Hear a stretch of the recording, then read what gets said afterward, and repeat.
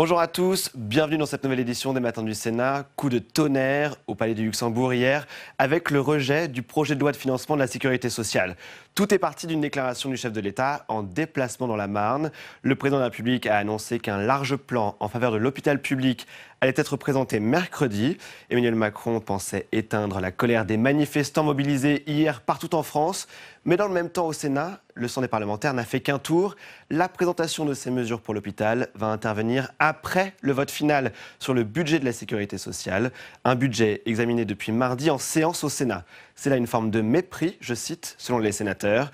Après la déclaration du président hier, la gauche a demandé une interruption de séance. L'examen du texte a été interrompu pendant de longues minutes car la conférence des présidents avait été convoquée en urgence. En salle des conférences, vous allez le voir, les sénateurs ne cachaient pas leur colère. Écoutez ces réactions au micro de Jonathan Dupriez. Outrageant pour les parlementaires, que ce soit à l'Assemblée nationale ou le Sénat. Et c'est d'autant plus outrageant pour nous que mardi soir, nous avons fait une réunion, les commissaires de la Commission des affaires sociales, tous partis confondus, avec les deux ministres, et que les deux ministres nous ont juré le cœur sur la main qu'ils ne savaient rien.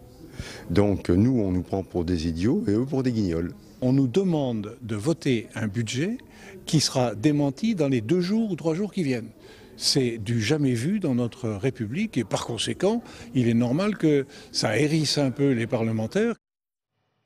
Au-delà des mesures sur l'hôpital, pour les sénateurs, ce nouvel épisode est révélateur du peu de considération de l'exécutif envers le Parlement. Écoutez le président des sénateurs LR, Bruno Retailleau. On travaille pour rien, c'est un théâtre d'ombre. Je pensais, moi, que les Gilets jaunes avaient montré à Emmanuel Macron, président de la République, que les corps intermédiaires, que le Parlement, que les élus, les maires, c'était important. Et que le risque qu'il courait à organiser un face-à-face entre le peuple de France et lui-même était quand même dangereux. De retour en séance hier, les sénateurs ont marqué le coup en décidant donc de rejeter la troisième partie du projet de loi de financement de la sécurité sociale. C'est celle qui est liée aux recettes et cela a mécaniquement interrompu l'examen de l'ensemble du texte.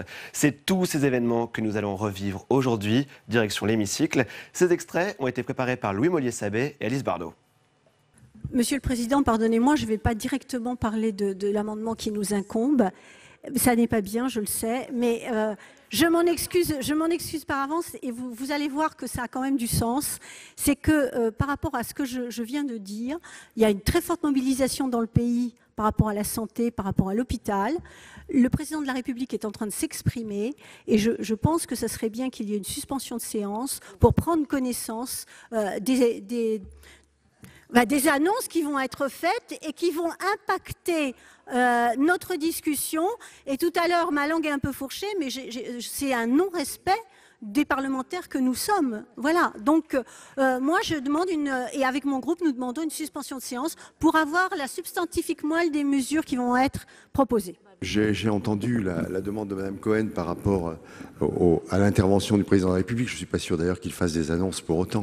Mais enfin, moi je veux bien, on est à 387 amendements à examiner. J'ai déjà demandé à ce qu'on ouvre la séance pour samedi toute la journée. Monsieur le Président, on prévoyait certainement travailler aussi le dimanche. Il est prévu que je préside le samedi matin et le dimanche après-midi. Alors écoutez, si ça devait se produire. Monsieur le ministre. Merci, Monsieur le Président. Le Président de la République est effectivement en train de s'exprimer. Vous imaginez bien que je vous laisserai les uns et les autres découvrir la teneur exacte des propos qu'il tient. Je voudrais simplement souligner que le Président de la République a dit, à l'instant où je vous parle, qu'il avait entendu, que le gouvernement a entendu la colère, les difficultés et le désespoir des personnels soignants et non soignants qui travaillent à l'hôpital public. Il a eu l'occasion de souligner, comme nous l'avons fait nombreux, pas seulement les membres du gouvernement, depuis le début de nos débats, que cette situation est née, et je reprends là les propos tenus tout à l'heure par le président Millon, cette situation est née de plusieurs années de rigueur, de régulation budgétaire.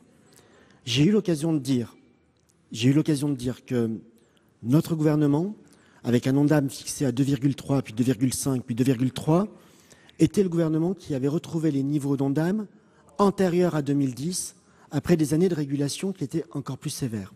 Cela ne suffit visiblement pas et le président de la République a souligné que le plan Ma Santé 2020 ne se mettait pas en place assez vite à ses yeux. C'est la raison pour laquelle il a demandé, à l'instant où je vous parle, au Premier ministre de présenter dans les prochains jours un plan d'urgence qui soit conséquent et qui fera à la fois l'objet d'annonces en termes de moyens, de réorganisation et de gouvernance. Madame Meunier, pour un rappel au règlement. Monsieur le ministre, le Sénat a un agenda. Et cette semaine, nous examinons le PLFSS. Une situation inédite, puisqu'en ce moment, donc on le dit depuis le début de la semaine, on a l'impression de ne pas avoir les bonnes bases, les bons chiffres, les bons éléments. Le président de la République s'exprime sur ce mouvement donc, qui perdure depuis plusieurs mois, 8 mois. La Commission des affaires sociales a reçu une délégation. Enfin, c'était un temps fort, un temps du jamais vu pour un parlementaire. Donc moi, j'abonde la demande de suspension de séance de nos collègues du groupe CRCE. Madame Ferré. Oui, merci, Monsieur le Président de la Commission, Monsieur le Ministre. Les bras m'en tombent. Les bras m'en tombent. Vous venez de nous indiquer que le Président de la République avait demandé au Premier ministre d'annoncer un plan d'urgence, on va dire, pour répondre à la colère juste exprimée en ce moment même dans les rues de Paris et de la France. Hier au soir, nous avons interrogé, ou avant-hier soir, parce que nous passons beaucoup d'heures ici, nous avons interrogé la ministre quant à savoir si cela aurait des conséquences sur la discussion budgétaire de la loi de finances sur la sécurité sociale. Elle nous a dit les choses sont en discussion, mais je ne peux pas en dire plus, mais je ne sais pas, mais on n'avance pas, mais il ne faut pas perdre de temps, etc. Et vous nous annoncez à l'instant que des annonces concrètes devraient être faites dans les heures ou les jours à venir. Alors vraiment, là, c'est le mépris du travail parlementaire. Je voulais dénoncer cela et je m'associe à la demande de mes collègues de suspension de nos travaux pour quelques instants. Écoutez, mes chers collègues, alors d'autres souhaitent s'exprimer. Moi, je suis prêt à suspendre la séance 5 ou 10 minutes, pas plus, pour marquer le coup, puisque c'est ce que vous souhaitez. On ne peut pas suspendre, on va pas suspendre plus longtemps. Donc, je vous propose une suspension pour 10 minutes maxi. La séance est suspendue. La conférence des présidents réunie ce jour a décidé de poursuivre l'examen du projet de loi de financement de la sécurité sociale pour 2020 afin de permettre au Sénat de se prononcer sur la troisième partie et sur l'ensemble du texte ce soir même. En conséquence, le vote solennel du mardi 19 novembre est annulé. La conférence des présidents a également décidé, en accord avec le gouvernement, d'inscrire la nouvelle lecture du projet de loi de financement de la sécurité sociale pour 2020 à l'ordre du jour du samedi 30 novembre et du dimanche 1er décembre, matin, midi et soir. Le délai limite pour le dépôt des amendements de séance pourrait être fixé au jeudi 28 novembre à midi. L'ordre du jour résultant de ces modifications sera mis en ligne sur le site du Sénat.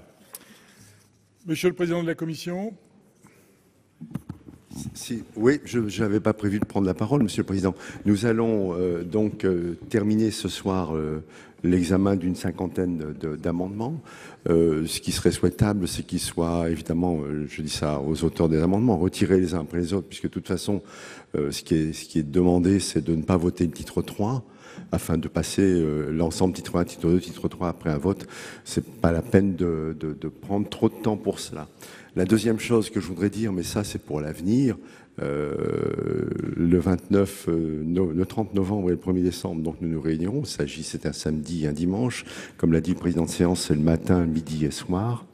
Mais dans ces conditions, certains amendements, nitrite, sucre, alcool, etc., risquent de nous faire perdre du temps sur un texte qui, selon le président de la République, devrait être beaucoup plus important et beaucoup plus intéressant dès mardi 20 novembre.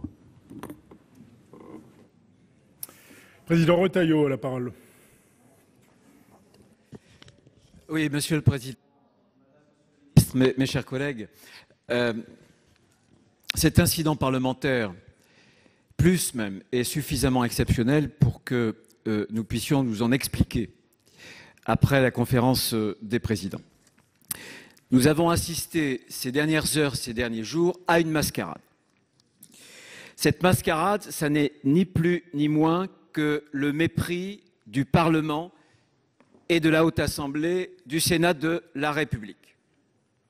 Vous avez voulu, Madame, Monsieur le Ministre, instrumentaliser le Sénat dans un rôle d'un théâtre d'ombre virtuel, dans un rôle totalement factice, parce que vous saviez pertinemment, avant même que nos débats ne débutent, que nous allions délibérer sur un PLFSS qui n'était pas sincère, dans la mesure où vous saviez dès le week-end dernier, sans doute bien avant, bien donc avant que nous nous réunissions, que le travail de la commission, le travail de l'hémicycle se ferait sur des bases qui étaient faussées,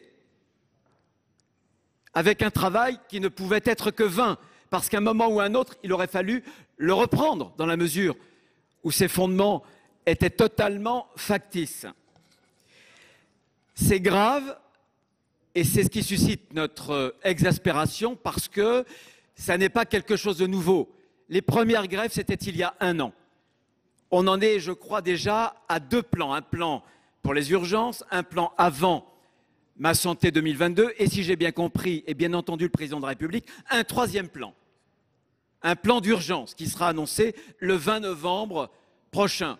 Oui, cette exaspération, c'est parce que tout ne tombe pas du ciel aujourd'hui, mais plus depuis ce week-end, depuis les informations par la presse que nous avions eues, en fonction desquelles nous avions décidé ensemble de faire une motion de renvoi en commission pour marquer le coup. Moi, j'avais avec Alain Milon, avec Jean-Marie Walrenberg, milité pour que vous puissiez rencontrer la commission. C'est sur votre engagement, sur votre parole, où vous aviez indiqué qu'il s'agissait d'élucubration de la presse, que vous n'y étiez pour rien, et que, en réalité, tout ça était simplement l'imagination des journalistes. Eh bien non, dès le week-end dernier, vous saviez pertinemment, nous avions, sur votre parole, sur vos paroles, sur votre engagement, repris les travaux pensant que tout cela était sincère. Malheureusement, ça ne l'était pas. Pour conclure cette intervention rapidement, ce qui est grave dans ce mépris du Parlement, c'est qu'il atteint l'ordre institutionnel. Le Parlement de notre histoire ont été même, dans l'histoire du libéralisme politique, inventés pour contrôler les exécutifs sur le budget, la faculté de dépenser, mais surtout la faculté d'aller chercher l'argent dans la poche de nos compatriotes. C'est un dysfonctionnement institutionnel majeur qu'est le mépris du Parlement. Mais c'est aussi prendre un risque, Madame, Monsieur le Ministre, prendre le risque d'accroître le malaise démocratique. Si le Président de la République pense encore, après l'épisode des Gilets jaunes, qu'il peut se poser en face à face du peuple ou de la rue, en oubliant les intermédiaires, s'il veut, encore une fois, ubériser, désintermédier la politique, il connaîtra un grave désenchantement. Il accroîtra les tensions dans un climat social qui est aujourd'hui explosif. Oui, vous prenez le risque d'augmenter le malaise démocratique parce que vous atteignez l'ordre institutionnel et parce que vous méprisez les intermédiaires qui sont là précisément pour essayer de faire en sorte que le climat, au moins politique, reste serein et qu'on engage une conversation civique, quelles que soient les positions des uns et des autres, sur des bases sincères. La parole est au président Marseille. Monsieur le Président, Madame la Ministre, Monsieur le Ministre, mes chers collègues, à la suite de ce que vient de dire le Président Retailleau, à mon tour, je voudrais dire que ce que nous venons de vivre ces dernières heures, ces derniers jours, est préoccupant, effectivement, pour la vie parlementaire dans notre pays. On ne peut pas continuer ainsi. Je veux dire, on a beaucoup travaillé, les parlementaires ont travaillé, la Commission, son président, les rapporteurs ont beaucoup travaillé. Et puis, on a abordé ce budget, comme on le fait habituellement, avec beaucoup de sérieux, avec un souci de dialogue, d'aller au fond des choses, d'échanger. On a lu beaucoup de choses dans la presse. Alors, que le Président de la République prenne la mesure du problème hospitalier, c'est une bonne chose et on ne peut que s'en réjouir. Mais on connaît ce problème, il n'est pas nouveau. Pourquoi les mesures n'étaient-elles pas contenues dans le projet de budget qui nous a été soumis? On découvre à l'instant qu'il y a un problème hospitalier. En fait, ce qui est très inquiétant, c'est le fonctionnement, comme vient de le dire le président Retailleau, de nos institutions. Il y a un président de la République et il y a la rue. Le gouvernement, en la circonstance, ne gouverne pas. Le Parlement est écarté. les syndicats aussi, il ne reste que la rue. On est en train de répondre, parce qu'aujourd'hui, il y avait un mouvement important et puissant dans les rues de Paris, mais qu'en sera-t-il demain avec les agriculteurs, avec les étudiants, avec les policiers ou les pompiers et tous ceux qui manifestent des préoccupations? On nous explique à longueur de débat qu'il n'y a pas d'argent, qu'on ne peut pas bouger d'un centimètre les quelques millions qui sont demandés ici ou là. Et nous allons voir apparaître dans quelques jours certainement des centaines de millions, voire des milliards. Il y a un problème de crédibilité de la parole gouvernementale. Et il y a un problème de crédibilité de nos institutions. On ne peut pas continuer ainsi. Donc, je vous le dis, Madame la Ministre, je vous le dis, Monsieur le Ministre, il faut respecter davantage le Parlement. Que le Président de la République décide, c'est une bonne chose, surtout vis-à-vis du monde hospitalier qui en a besoin. Mais au moins qu'on fasse les annonces devant le Parlement. Le Parlement, ce n'est pas BFM et c'est CNews. Ce n'est pas possible d'apprendre ce qui se passe par la télévision, par les dépêches qu'on est obligé de regarder sur nos iPhones. Ça ne peut pas continuer comme ça.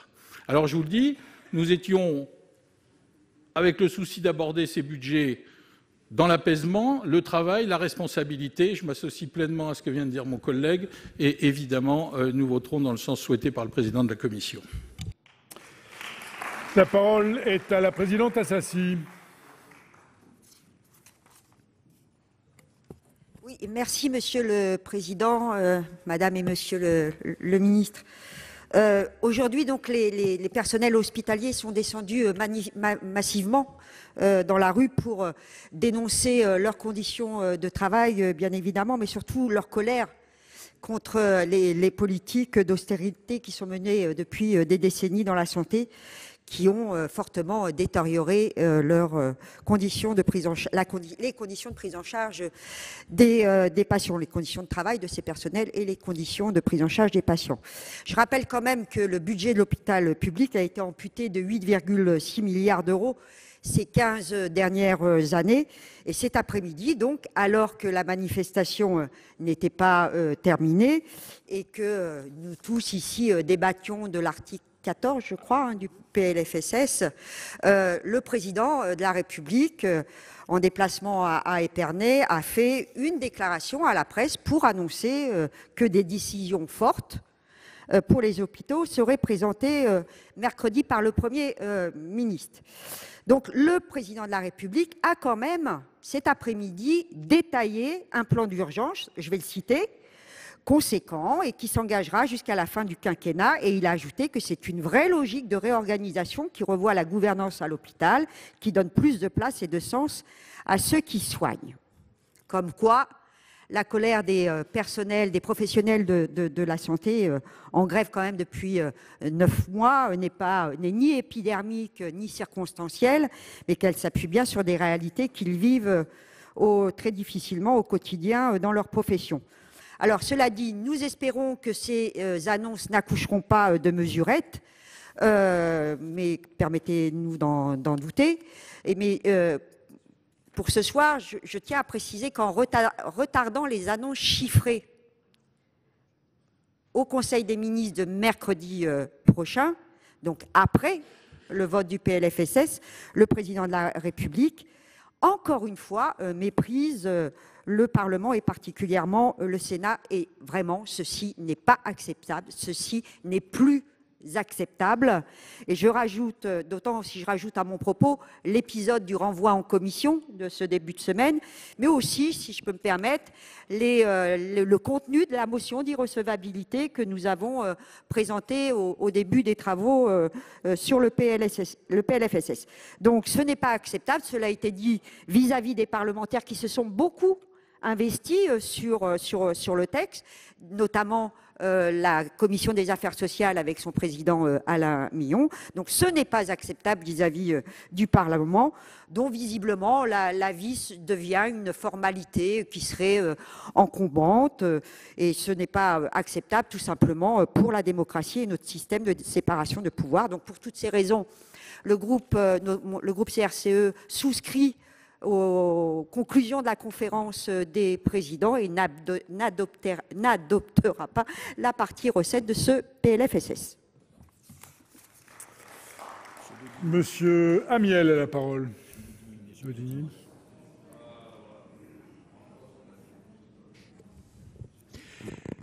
Oui, la forme et le fond. Si effectivement on peut regretter que dans le calendrier les choses se soient passées comme cela, il n'en reste pas moins que la question reste d'abord et avant tout une question de fond. Oui, l'hôpital est malade. Il est malade pas depuis la semaine dernière. C'est pas une urgence, c'est une maladie chronique qui s'est acutisée, pour employer des termes médicaux. Et cela est parti de loin. Et on était il y a quelques minutes avec Mme Poissat sur un plateau de Public Sénat, et on partage l'idée selon laquelle les choses pourront s'améliorer si on veut ensemble qu'elles s'améliorent et si on n'instrumentalise pas davantage une crise hospitalière qui est bien réelle. Parce que s'il faut effectivement des moyens immédiats qui se traduiront forcément par une question de financement, ce qui, bien évidemment, remet en cause les chiffres que l'on a évoqués, il y a un problème de structure au niveau hospitalier. Les lois successives et leur application qui ont été faites depuis un certain nombre d'années. Je me rappelle la loi HPST de Madame Bachelot, qui est un peu à l'origine de ce nouveau mode de fonctionnement purement gestionnaire quelque part. Et puis il y a eu la T2A. La T2A du professeur Mattei, dans le cadre, je le rappelle, d'une loi Hôpital 2007. Donc on était déjà en train de parler de problèmes hospitaliers. Et maintenant, qu'est-ce que l'on va faire? La crise des urgences, d'où tout est parti. On parle beaucoup de problèmes de lits d'aval, mais s'il n'y a pas le personnel pour faire tourner ces lits d'aval, comment fera-t-on? Alors, j'espère de tout cœur que les mesures qui vont être annoncées par le gouvernement la semaine prochaine seront suffisantes pour permettre de prendre du recul et du temps, parce que ça ne se fera pas en quelques semaines ou quelques mois, pour revoir un mode de fonctionnement hospitalier qui soit plus satisfaisant et qui remette non pas la gestion, mais l'humain au centre du débat. La parole est à notre collègue Yves Daudigny.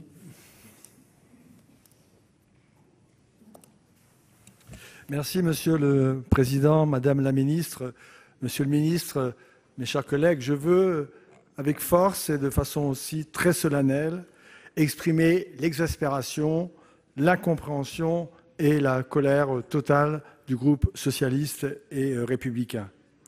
Nous avions attiré l'attention depuis des semaines et des mois sur la gravité de la situation de l'hôpital. Et depuis mardi et l'ouverture de la discussion, nous avions dénoncé l'absence de réponse à la hauteur de la gravité de ce que nous vivions. Aujourd'hui, la déclaration du président de la République, le jour même de la manifestation, dans la rue, forte manifestation, alors que le Sénat est en cours de délibération, ignore le Parlement et bafoue notre fonctionnement démocratique. Non, la démocratie ne peut se résumer à un dialogue direct entre la rue et le président de la République par l'intermédiaire des chaînes d'information continue.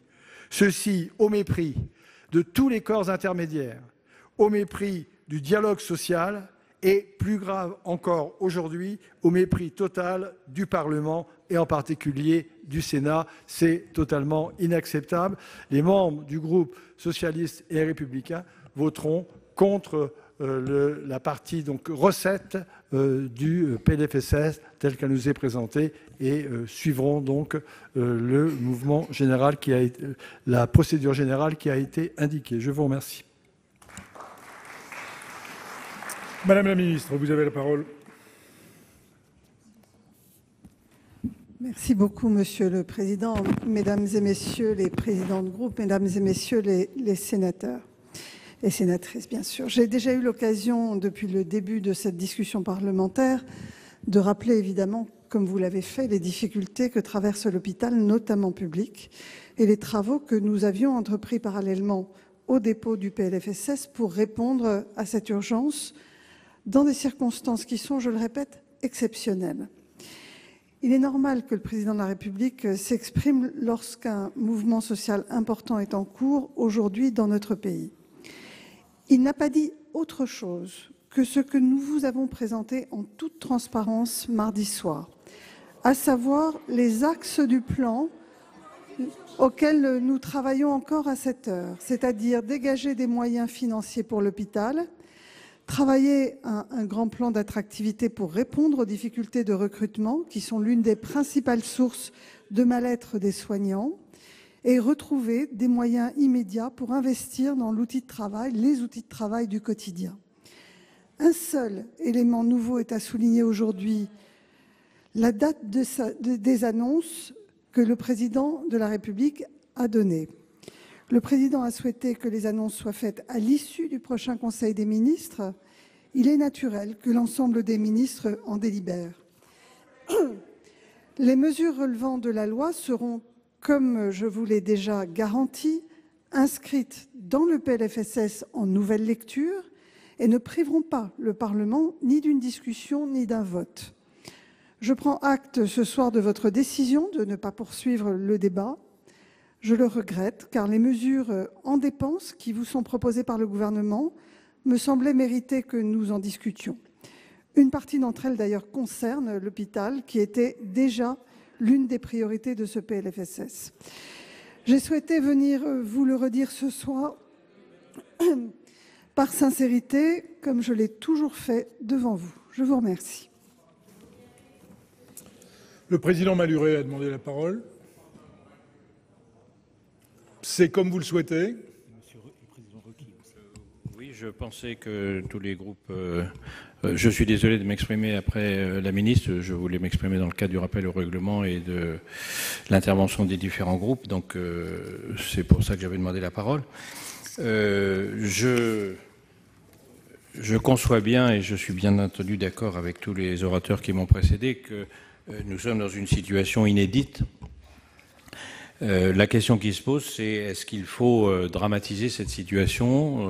Ce n'a pas été le cas tout à l'heure lors de la conférence des présidents, qui était très consensuelle.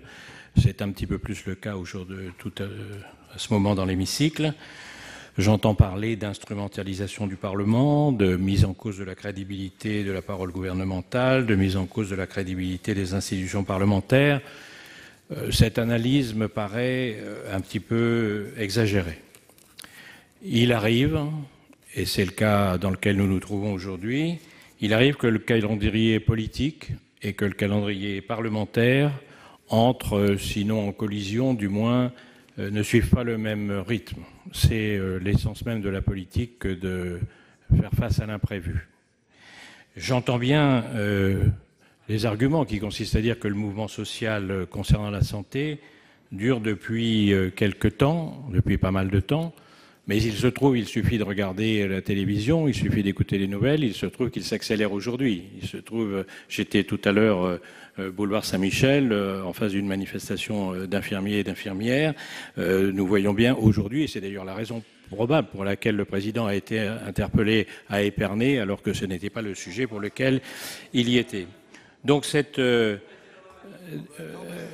oui, ben moi j'étais sur le côté, mais je ne participais pas à la manif. Voilà. Et par conséquent, cette accélération des événements et l'annonce faite par le président oblige à remettre en cause, ou nous oblige à nous interroger sur la façon dont nous allons poursuivre ou remettre en cause l'agenda parlementaire. Nous avions deux solutions qui ont été examinées en conférence des présidents. La première était manifestement impossible et posait probablement des problèmes constitutionnels. Il n'en reste plus qu'une deuxième, c'est celle que vous proposez, Monsieur le Président et Monsieur le Président de la Commission. Sur ce point, bien entendu, nous avons tous tout à l'heure été d'accord, et je confirme notre accord pour suivre les recommandations du président de la Commission, et nous ferons selon ce qu'il nous a proposé.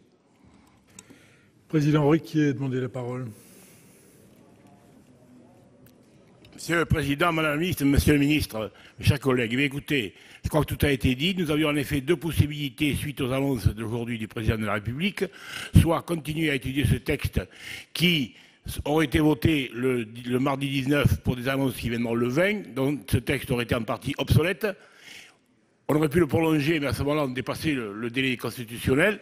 Ou alors, donc, comme ce qui a été décidé par la Conférence des présidents, donc, de ne pas voter le chapitre des recettes, donc d'arrêter ce texte, de le voter en l'état et de se retrouver donc un week-end à cheval sur novembre et décembre pour donc revoir ce texte en seconde lecture.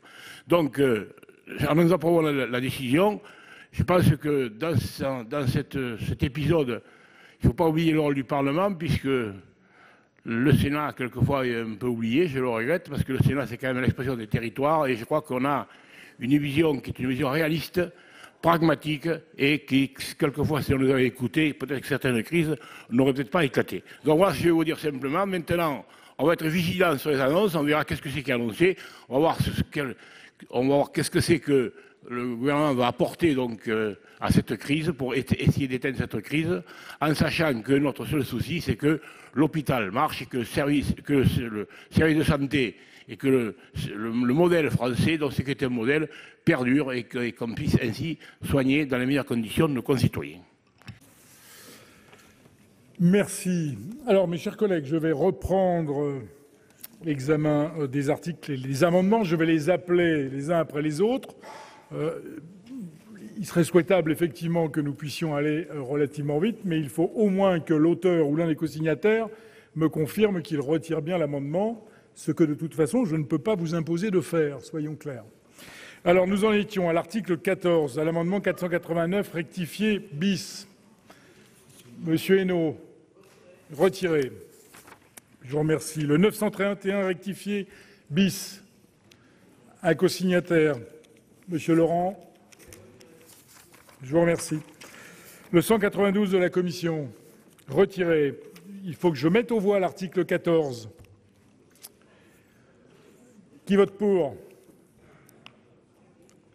Qui vote contre? Enfin, il faut quand même s'exprimer. Qui vote contre? Qui s'abstient? Il est rejeté. Après l'article 14, l'amendement 313 rectifié bis, Madame Gruny, retiré. Après l'article 14, toujours deux amendements en discussion commune, le 338 de Madame Goulet et le 552 rectifié, idem, retiré. Après l'article 14, toujours le 307 rectifié bis, Madame Gruny. Après l'article 14, 314 rectifié bis. Toujours après l'article 14, 305 rectifié bis. 494 rectifié, Monsieur Chassaing. Après l'article 14, toujours le 310 rectifié bis, Madame Gruny. Après l'article 14, le 304 rectifié bis, retiré par Madame Gruny. Le 333 rectifié bis, Madame Gruny, retiré également. Le 309 rectifié bis, retiré également. Le 3 rectifié bis, toujours après l'article 14, Madame Goulet. Merci. Après l'article 14, le 317 rectifié bis, Madame Gruny. Après l'article 14, le 331 rectifié bis, Madame Gruny. Après l'article 14, le 332 rectifié bis, Madame Gruny. Merci. À l'article 15, 13 amendements en discussion commune. Le 500 rectifié bis, Monsieur Requier. Président Requier, votre avis? Retiré. Merci. Le 385 rectifié, Madame Imbert. Merci. Le 388 rectifié, Madame Imbert toujours. Retiré. Le 387 rectifié, idem.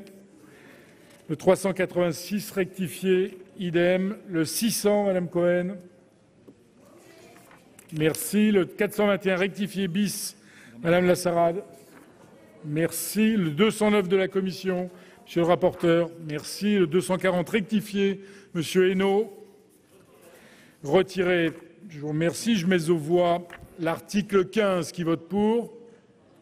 Qui vote contre? Qui s'abstient? Il n'est pas adopté. À l'article 16, le 414 rectifié bis, Madame Lassarade. Idem pour le 413 rectifié bis. Le 412 rectifié bis. Merci. Je mets aux voix l'article 16. Qui vote pour? Qui vote contre?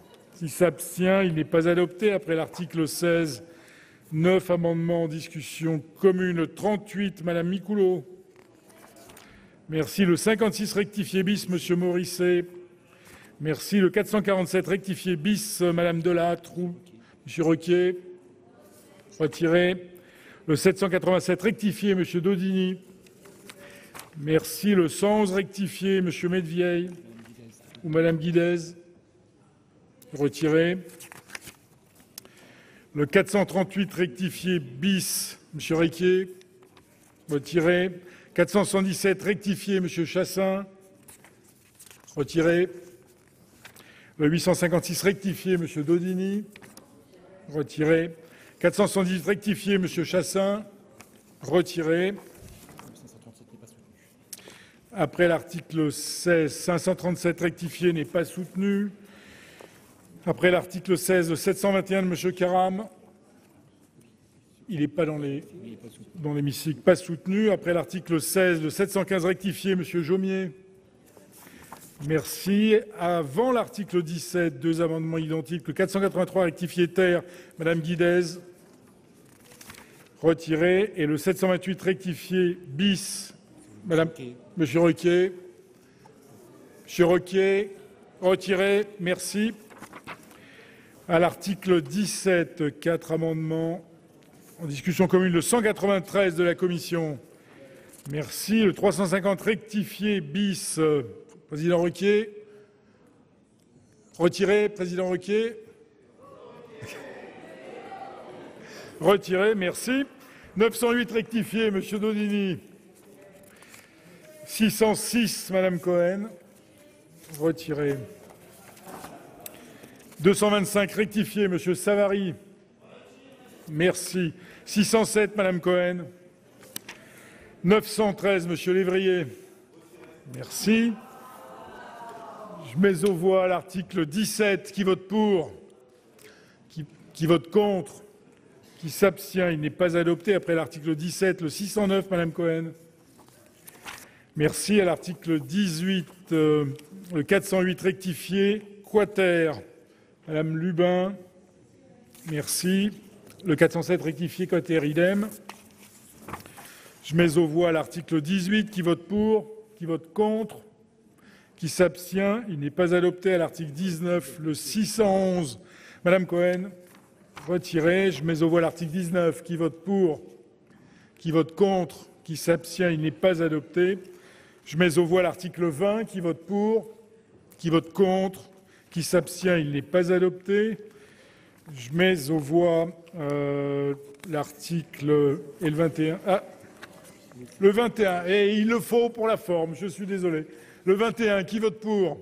Qui vote contre? Qui s'abstient? Il n'est pas adopté. Idem pour l'article 22. Même vote. Même vote. À l'article 23.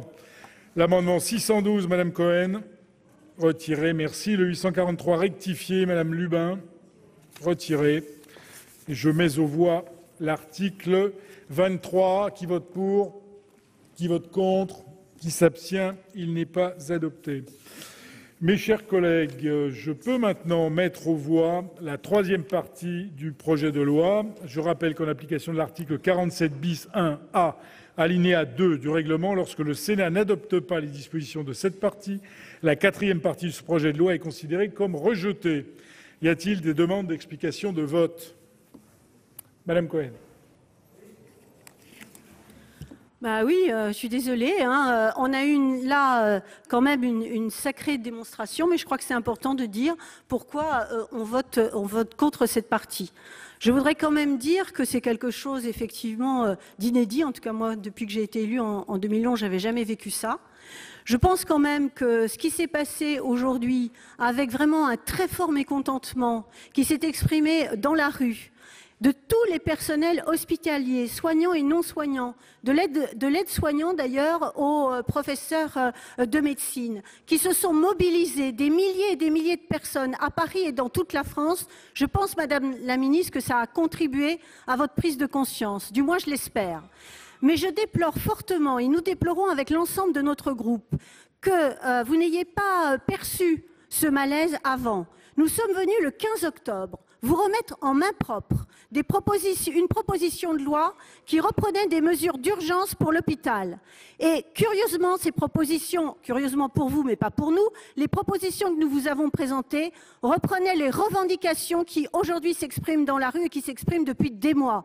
Parce qu'en fait, quand on a construit notre proposition de loi, on l'a construit suite à un tour de France des hôpitaux et des EHPAD, et on a entendu le mécontentement, la colère et le fait que l'hôpital était à bout, à genoux par des politiques successives qui ont totalement mis les crédits à bas. C'est même pas, il n'y a plus de crédits d'ailleurs, puisque vous n'avez fait que finalement refuser d'alimenter l'hôpital. Alors nous, contrairement à d'autres sensibilités politiques, on ne pense pas que la santé, ça soit un coût. On pense aujourd'hui qu'il faut débloquer de l'argent pour répondre aux revendications des personnels et donc à une qualité de soins sur l'ensemble du territoire. Et Madame la Ministre, Monsieur le Ministre, nous sommes cohérents avec nous-mêmes. Non seulement nous avons fait des propositions donc qui contraient les vôtres, mais nous vous avons fait des nous avons aussi construit des propositions alternatives de recettes, et notamment de refuser toutes les exonérations qui mettent à genoux notre système de protection sociale. Mais vous les refusez. Donc vous êtes seulement dans un jeu où finalement vous retirez vous transférez des crédits au niveau de l'hôpital d'un service à un autre. Ça n'est plus possible. Il faut donner les crédits à l'hôpital pour qu'il puisse répondre aux besoins en santé. Il faut satisfaire les revendications des personnels qui ont besoin de salaires revalorisés et surtout qu'on leur reconnaisse la pénibilité de leur métier, parce que l'attractivité de l'hôpital, ça passe par d'autres conditions de travail. Alors s'il faut une colère aussi forte pour que le ministre et la ministre s'en rendent compte, c'est vraiment tout à fait dommageable. Et je terminerai mon propos en vous disant que quand même, quand il y a eu la suspension de séance, nous avions avant fait une motion d'irrecevabilité constitutionnelle, et je déplore que finalement elle n'ait pas été votée par l'ensemble des bancs. Mais quand il y a eu la suspension de séance, je conclurai en disant que nous avons alerté l'ensemble de nos collègues pour dire qu'il ne fallait pas reprendre le débat, parce que c'était déjà finalement, par les explications qui nous avaient été données, eh bien, un mépris de la représentation parlementaire. Donc voilà, je voulais affirmer ça. Évidemment, nous voterons contre. La parole est à Madame Catherine Deroche.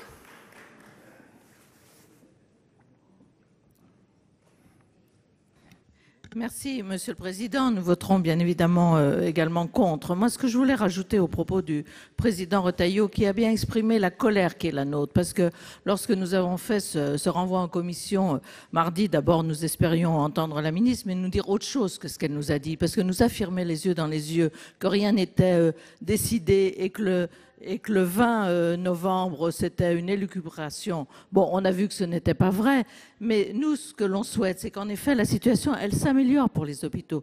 Je rappellerai que le travail de la Commission des affaires sociales, depuis plusieurs mois, voire des années, si on se réfère au rapport qu'avait fait le président Milon avec d'autres collègues, nous nous intéressons en effet à la situation des urgences, nous nous intéressons à la situation hospitalière. Nous nous sommes interrogés récemment avec René-Paul Savary sur l'ONDAM, sur l'objectif des dépenses d'assurance maladie. Donc ce n'est pas un coup que nous faisons, nous travaillons. Ce PLFSS, nous l'avons travaillé, chacun dans nos groupes, avec nos convictions, avec nos idées, mais de tout notre cœur pour essayer d'améliorer la situation et de faire en sorte que ce budget de la sécurité sociale, il apporte vraiment une solution, non pas à nous les parlementaires, mais ni à nos groupes politiques, mais une solution pour les patients, pour les soignants et pour tous nos citoyens. Or là, on voit que l'on se fait mépriser, donc nous voterons tout à fait contre cette première partie. La parole est à Madame Goulet. Monsieur le Président, Monsieur le Ministre, moi je vais évidemment joindre m'associer à ce qui a été dit précédemment, mais je voudrais vous dire, comme notre collègue Desroches, que nous avons tous beaucoup travaillé dans nos domaines respectifs, et je dirais que heureusement que le groupe LR et Catherine Desroches ont déposé une proposition de loi qui va arriver le 19, notamment sur la carte vitale biométrique, qui va nous donner l'occasion de parler d'un certain nombre de sujets, et notamment de la fraude, sur laquelle, vous savez, on a beaucoup oui, c'est une obsession, un petit peu, un petit toc, voilà. Et j'espère, Madame la Ministre, que vous serez au banc pour écouter ce que le groupe a à vous dire et cette proposition de carte vitale biométrique qui est vraiment très importante. Et lorsque on a redéposé des amendements dans ce texte, on s'est dit mais finalement on les a dans le PLFSS, c'est peut-être complètement inutile de les déposer dans le texte qui va venir. Finalement, on a bien fait de le faire 2 fois. Comme je le dis souvent, une grande confiance n'exclut pas une petite méfiance. En tous les cas, j'espère que vous écouterez ce que nous avons à vous dire dans le cadre de cette proposition. Merci. La parole est à Madame Meunier. Monsieur le Président, Madame la Ministre, Monsieur le Ministre, vous entendez notre colère, mais vous entendez aussi notre amertume, parce que ce n'était vraiment pas la conception que nous avons de notre rôle de parlementaire. On a été plusieurs de mon groupe, mais d'autres groupes, à vous signifier que c'était très grave. Vous vous doutiez de la mobilisation forte, peut-être pas autant que celle d'aujourd'hui, mais vous vous doutez aussi sûrement et vous redoutez la mobilisation qu'il y aura le 5 décembre. C'est vrai qu'ici, ce ne serait pas si grave, on pourrait dire chronique d'un échec démocratique annoncé, parce que les choses quand même étaient posées. Donc nous aussi, et Yves Daudigny l'a très bien dit pour notre groupe, nous voterons contre cette partie recette qui est insincère, qui est faussée et qui de fait va se modifier la semaine prochaine.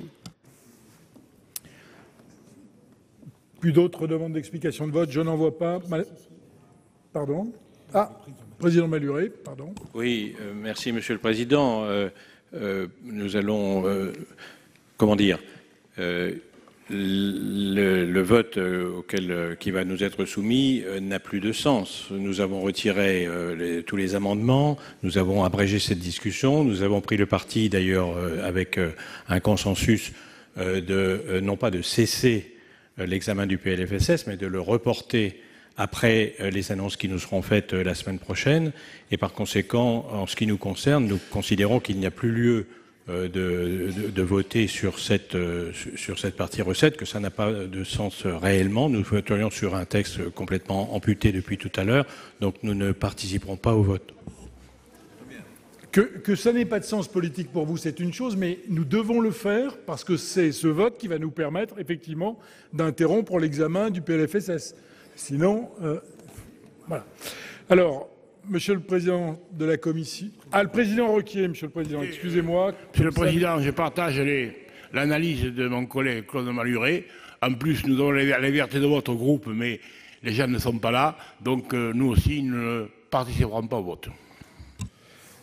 Alors, est-ce que chacun s'est exprimé? Cette fois-ci, je crois que oui. Le Président Milon a la parole. Oui, Monsieur le Président, moi je participerai au vote et je voterai évidemment contre comme l'ensemble de mes collègues. Mais je voudrais revenir 2 secondes sur les origines des maux de l'hôpital, puisque ça me semble important que nous regardions l'ensemble de ce qui s'est passé. Ça n'est pas d'aujourd'hui et ça n'est pas d'hier, c'est même d'avant-hier déjà. Je pense que les origines, c'est d'abord et avant tout les 35 heures qui ont entraîné des difficultés majeures non compensées par l'embauche, etc., qui ont entraîné des difficultés majeures dans le fonctionnement d'hôpital. C'est la T2A, bien évidemment, qui, au départ, a été mise en place pour compenser les difficultés de la dotation globale, quand même. La T2A a eu un effet, bien évidemment, inflationniste important, et puis ensuite, comme l'effet inflationniste était trop important, les différents tarifs qui ont été mis en place ont entraîné des difficultés pour les hôpitaux qui devaient sans arrêt essayer de trouver le moyen de financer l'ensemble de leurs actions. Et quand j'avais fait le rapport sur la T2A avec Jacky Lemaine, je me souviens d'avoir écrit avec lui que la T2A a été inventée en 1984 aux États-Unis, qu'elle était mise en place en 2004 en France. Notre rapport datait de 2009. Et entre 1984 et 2009, il y avait eu 180 tarifs différents mis en place aux États-Unis. Et entre 2004 et 2009, il y avait eu plus de 270 tarifs mis en place en France. Donc l'effet inflationniste des tarifs pour essayer d'endiguer un petit peu les dépenses qui étaient trop importantes. Et il y a eu aussi HPST, pas dans tous les domaines bien évidemment, mais dans le domaine en particulier de la direction Et peut-être aussi dans le domaine de la création des pôles. Je ne suis pas sûr que les pôles, c'était si une bonne idée que ça. Les chefs de service et la création de services, ça me semble être plus intéressant. Il faudra peut-être qu'on revoie ce sujet qui me semble important. Il y a donc eu différentes causes.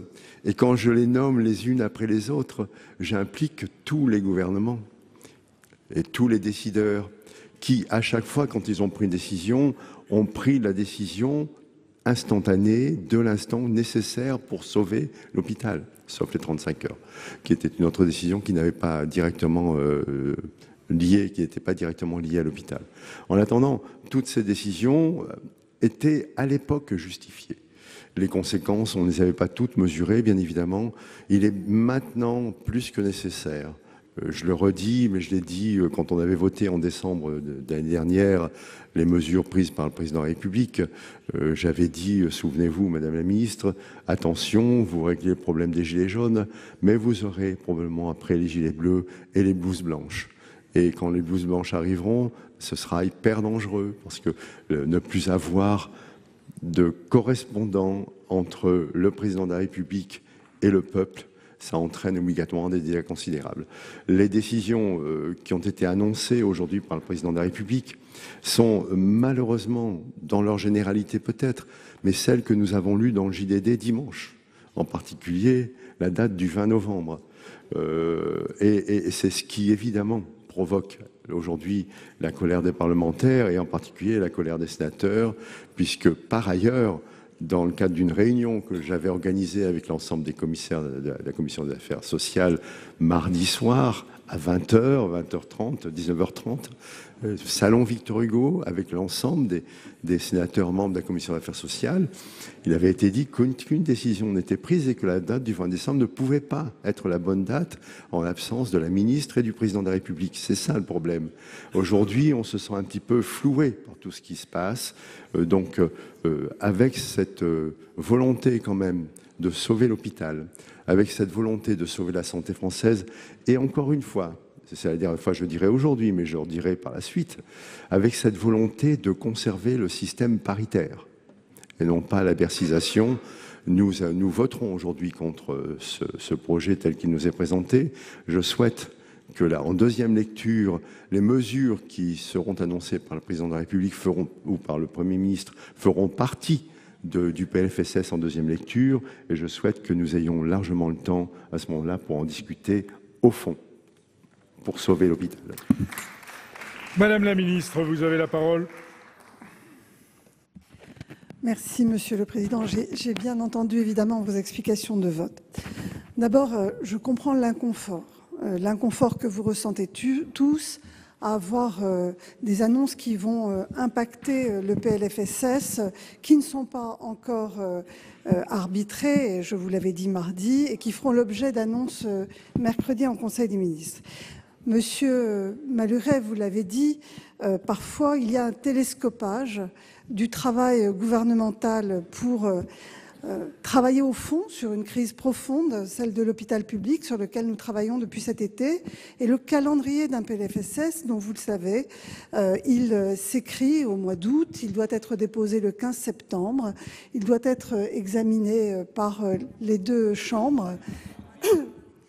Et en réalité, rien n'était prêt au mois d'août pour inscrire des mesures nouvelles dans le PLFSS.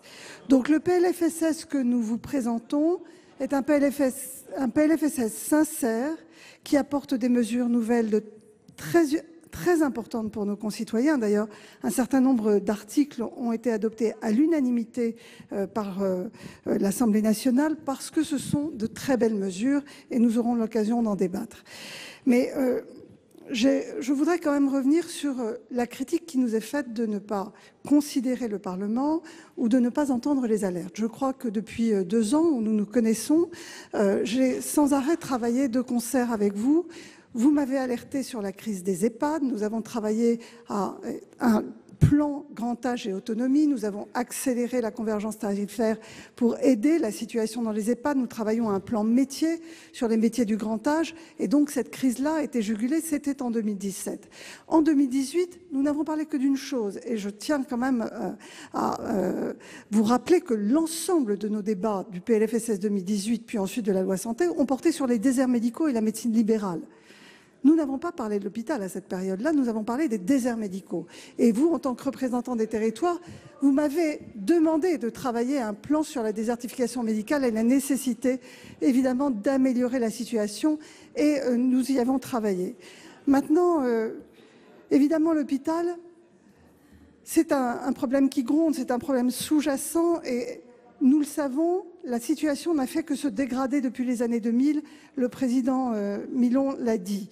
Le problème de l'hôpital, vous le savez, Madame Cohen, je n'ai pas attendu le rapport du groupe communiste. Nous avons évidemment, depuis très longtemps, été alertés par les soignants. Et moi-même, je viens de l'hôpital public et j'ai vu la dégradation depuis les années 2000. Monsieur Alain Milon l'a dit, les années 2000, c'est la mise en place des 35 heures, puis ça a été la T2A. Dans mon hôpital, on m'a expliqué qu'il n'était pas rentable de soigner des leucémies, qu'il valait mieux opérer des cancers de la prostate. Voilà ce que j'ai entendu. Et tous les soignants l'ont entendu. Ensuite, la loi HPST a réduit la part des personnels soignants dans la gouvernance hospitalière. Et donc, tout cela sont des réformes qui, successivement, ont désespéré l'hôpital public.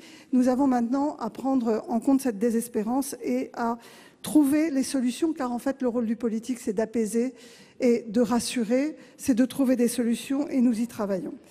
Donc, je tiens à le redire, les annonces du président de la République, elles ne sont en aucun cas différentes de ce que je vous ai dit mardi soir lors de notre réunion. Il n'y a rien d'autre que les axes sur lesquels nous travaillons. Par contre, le président de la République l'a dit clairement, il veut réinvestir l'hôpital public. Il considère que l'hôpital public est indispensable, est un pilier de notre système de santé. Il souhaite réenchanter l'hôpital public. Il considère que le financement de l'hôpital public est un investissement pour notre société. Il l'a redit publiquement aux soignants aujourd'hui. Et je pense qu'il était très important qu'il puisse s'exprimer à une période de très grande tension hospitalière. Donc, ce petit mot pour vous dire que je regrette que nous n'allions pas au bout de ce PLFSS, même si je comprends le désir que vous avez, évidemment, d'exprimer votre mécontentement.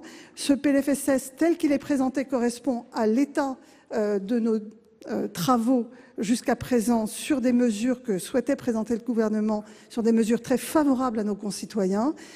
Il y aura évidemment le temps de la deuxième lecture qui nous permettra de travailler au fond l'ensemble de ces mesures et évidemment d'avoir en surplus les annonces intégrées dans la deuxième lecture, puisqu'il y aura évidemment des annonces et un impact budgétaire. Voilà, je vous remercie. Mes chers collègues, je vais mettre aux voix la troisième partie du projet de loi. En application de l'article 59 du règlement, le scrutin public est de droit. Il va être procédé au scrutin public dans les conditions fixées par l'article 56 du règlement. Le scrutin est ouvert. Le résultat du scrutin numéro 36, compte tenu de l'ensemble des délégations de vote accordées par les sénateurs aux groupes politiques, est notifié à la présidence. Nombre de votants 305. Suffrages exprimés 281. Pour l'adoption 0, contre 281. Le Sénat n'a pas adopté. La troisième partie du projet de loi de financement de la sécurité sociale pour 2020 n'ayant pas été adoptée, la quatrième partie est considérée comme rejetée. Je vais maintenant mettre aux voix l'ensemble du projet de loi. Y a-t-il des demandes d'explication de vote? Je n'en vois pas. Je mets aux voix l'ensemble du projet de loi et en application de l'article 59 du règlement, je vous rappelle que le scrutin public est de droit. Il va être procédé au scrutin public dans les conditions fixées par l'article 56 de notre règlement. Le scrutin est ouvert. Voici le résultat du scrutin numéro 37 sur l'ensemble du texte, compte tenu de l'ensemble des délégations de vote accordées par les sénateurs aux groupes politiques et notifié à la présidence. Nombre de votants 341, suffrages exprimés 281, pour l'adoption 0, contre 281. Le Sénat n'a pas adopté. Voilà pour cette séance mouvementée. Vous pouvez retrouver tous les articles de la rédaction sur notre site publicsénat.fr. On revient en détail sur cette zone de turbulence entre l'exécutif et le Sénat autour du rejet du projet de loi de financement de la sécurité sociale. C'est la fin de cette émission. Merci de l'avoir suivi. Très bonne suite des programmes sur les chaînes parlementaires.